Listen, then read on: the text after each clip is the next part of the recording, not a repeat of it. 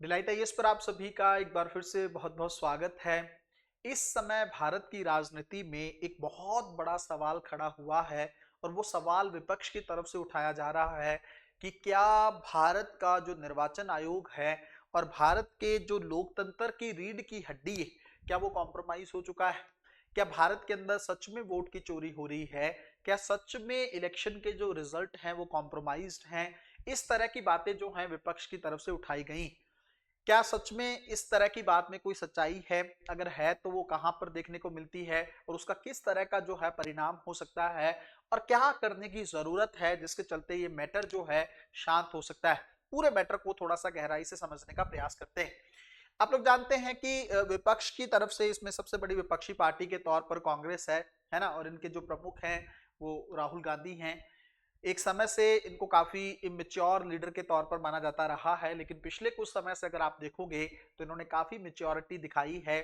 Election में भी party की सिचुएशन को बेटर करने का प्रयास किया है ना। तो धीरे धीरे विपक्ष को एक साथ लाने में या एक गठबंधन बनाने में ये कामयाब रहे, है ना। उसका परिणाम भी आप लोगों ने 2024 के इलेक्शन में देखा कि कांग्रेस जो एक समय पर विपक्ष में आने के भी काबिल नहीं हो रही थी, उसने लगभग लगभग 99 सीटें आम चुनावों में जीती। अब बात ये है, इन्होंने अभी कुछ दिन पहले एक बहुत बड़ा जो है हड़कंप मचा दिया जब इन्होंने एक जो है विधानसभा सीट को लेकर अपने आंकड़े प्रस्तुत किए। उन आंकड़ों के माध्यम से ये दिखाने का प्रयास किया कि भारत के अंदर जो है वोट की चोरी हो रही है ना। और इन्होंने जो बेस दिए वो कुछ इस तरह से थे। कुछ कुछ बातें मैं आप लोगों को बता देता हूं। अगर आप लोगों ने वीडियो देखा होगा तो आपको पता होगा, अगर नहीं पता है तो मैं आपको समराइज कर देता हूं। इन्होंने कुछ बातें बोली कि एक तो डुप्लीकेट वोटर्स बहुत सारे हैं, है ना। एक ही नाम के बहुत सारे लोग हैं जो डिफरेंट डिफरेंट विधानसभा क्षेत्रों में जाकर वोट करते हैं, है ना। अगर आपका देखो, आप एक जगह से वोट कर रहे हैं तो आपको दूसरी जगह वोट जाने करने का अधिकार नहीं। लेकिन अगर मान लीजिए कोई व्यक्ति है वो हर जगह जाके वोट कर रहा है और उसका नाम जो है हर विधानसभा क्षेत्र के अंदर है, फिर तो बहुत सोचने वाली बात है। एक बात इन्होंने ये कही। दूसरा इन्होंने बोला कि कई जो है कर्नाटक में जिस सीट का इन्होंने जिक्र किया, वहां पर इन्होंने बताया कि हाउस नंबर 0 से के जो एड्रेसेस हैं वो लगभग लगभग 80 के आसपास। मतलब एक सीट में अगर 80 से 100 लोगों का हाउस नंबर 0 है, तो फिर अगर हम सारे देश की बात करें फिर तो बहुत सारे ऐसे केसेस हो सकते हैं।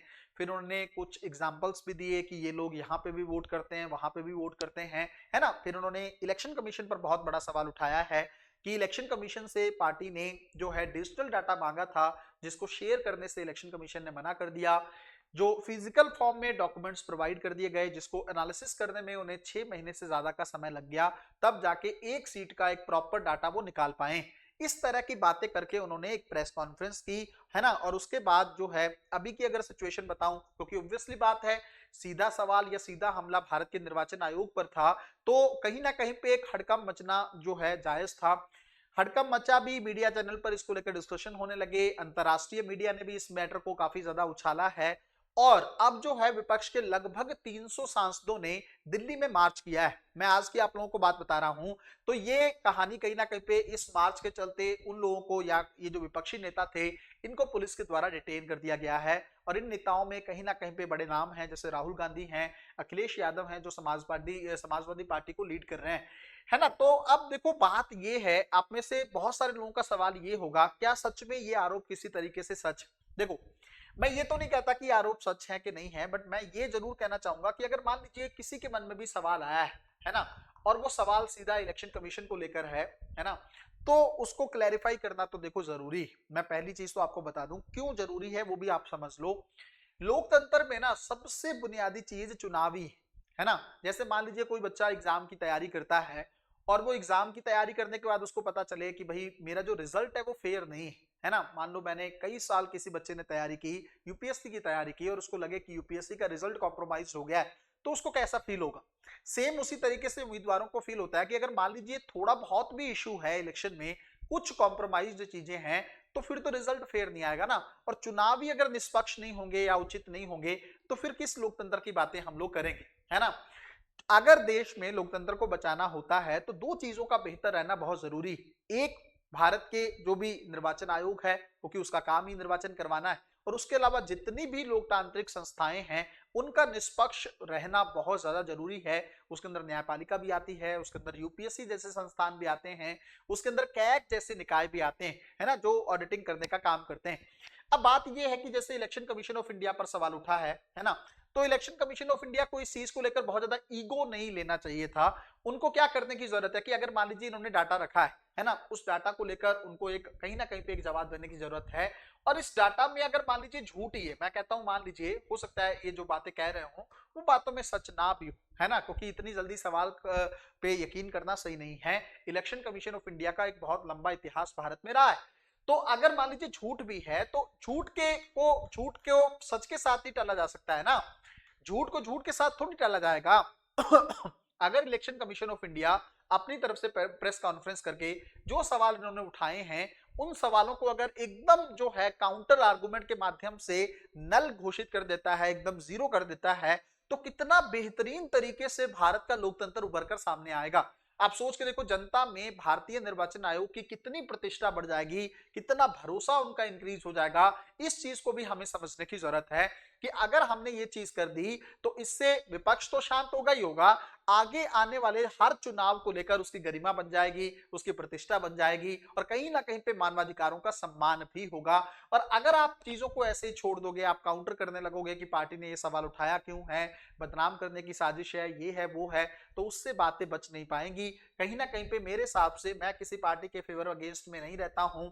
मुझे लगता है सिस्टम में अगर कल को कोई भी सवाल खड़ा करता है, चाहे ये पार्टी सत्ता में हो चाहे कोई और पार्टी सत्ता में हो, उनको क्लैरिफाई कर ही देना चाहिए। इसमें कोई बहुत बड़ी बात नहीं है, क्योंकि देखो ये सवाल छोटा नहीं है ना। जिस तरह की बातें वो कह रहे हैं कि भाई जो फेसेस हैं, मान लीजिए कुछ लोगों के जो फेस हैं वो एकदम दिख ही नहीं रहे, है ना, ID card, voter ID card में फेस ही नहीं, हाउस नंबर 0 का मतलब भी समझ में नहीं आ रहा है, इतने एक ही नाम के इतने इतने डुप्लीकेट वोटर्स हैं। आप एक चीज सोच के देखो, कोई भी बंदा इतना बड़ा झूठ नहीं बोल सकता है ना। इनको भी पता है कि इनकी हर एक बात को भी विपक्ष में है, ये सिस्टम में तो है नहीं, सरकार में तो है नहीं, तो इनको पता है कि भाई मान लीजिए मैं कोई भी बात बोलता हूं ना तो उस बात के लिए मुझे जुडिशरी में अकाउंटेबल होना पड़ सकता है ना, मेरी छवि भी खराब हो सकती है। तो तभी तो जाके 6 महीने का काम करके ये चीजें लेकर आए हैं। मैं इनके फेवर में नहीं हूं, बिल्कुल, मैं फिर से कह रहा हूं।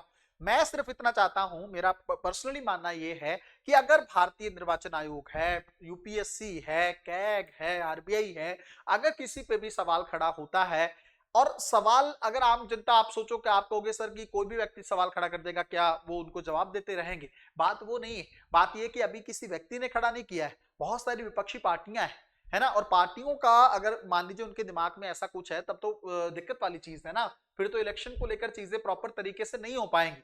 इनको शांत करना जरूरी है, और वो तभी हो पाएगा जब इलेक्शन कमीशन ऑफ इंडिया इस बात का ईगो ना ले। कोई दिक्कत नहीं है, बड़ा दिल दिखाना चाहिए, अगर मान लो काउंटर भी कर देना प्रॉपर, तब भी राहुल गांधी को कुछ ना कहे।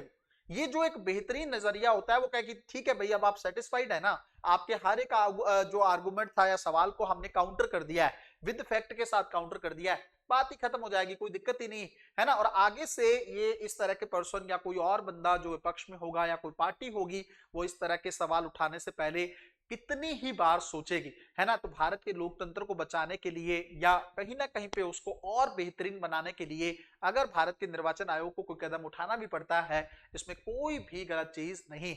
मिलते हैं अगली वीडियो में, तब तक अपना ध्यान रखें, अपनी पढ़ाई को बहुत अच्छे तरीके से करते रहें। बहुत बहुत धन्यवाद।